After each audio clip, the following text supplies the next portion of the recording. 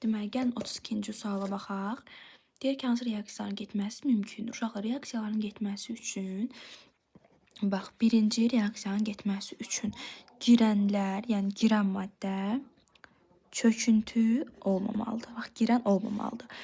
İkinci isə alınan maddəmiz, məhsulumuz bir qaz olmalıdır. Sonra çöküntü olmalıdır və çöküntü ağız aşağı və su olsa bu reaksiya axıra qədər gedir.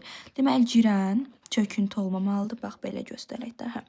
Yəni, başlanğıc maddəmiz çöküntü olmamalıdır. Alınan maddəmizdə qaz olmalıdır, çöküntü olmalıdır və su olmalıdır. Bu belə. İndi gəlin baxaq. Bax, maqnezium OH2 biz deyirik ki, suda həll olmayan əsas. Suda həll olmayan əsaslarımız qələvilər idi. Deməli, onda birinci reaksiyamız neyləməz? Getməz. Maqnezium OH2 çöküntüdür, ona görə getmir. Girən maddəmiz maqnezium OH2-dir və o da suda həll olmur deyə reaksiya getmir. İkinci maddəmizə baxırıq uşaqlar. İkinci nə deyirik deməli? Kalsium karbonatdan H2CO3 verir. Yadınızda saxlayın. Suda həll olmayan karbonatlar. Məsələn, kalsium karbonat suda həll olmur, düzdürmü? Suda həll olmayan karbonatlar içərisində CO2 keçirilmiş suda, yəni karbonat turşusu məsələn H2CO3-dür. Həll olaraq turşu tuza çevirirlər. Məsələn, və yazaq bunu belə.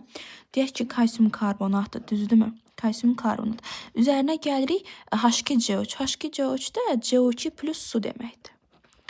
Bu reaksiya baş verir uşaqlar və alınır buradan hidrokarbonat, kalsium HCO3 2. Tamam mı? Bax bu.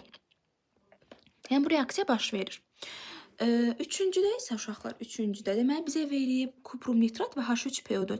Uşaq nitrat turşusu daha qüvvətlidir. Deməli kuprum NO3-ün duzu da daha qüvvətlidir. Ona görə H3PO4 bunu çıxışdırıb çıxara bilmir. Ona görə üçüncü reaksiyamızda baş vermir. Dördüncü reaksiyamızda kalsium 3PO4 2 və gümüş nitrat. Baxın, girənlərdən biri kalsium 3PO4 2-dir, biri gümüş nitratdır. Kalsium 3PO4 2 çöküntüdür. Yəni girən çöküntü olmamalıydı. Girən də çöküntü deyə bu reaksiyada getməyəcək. Və 4-ü də çıxdıq. Deməli bizim düzgün cavabımız yalnız 2 oldu. Cavab oldu C.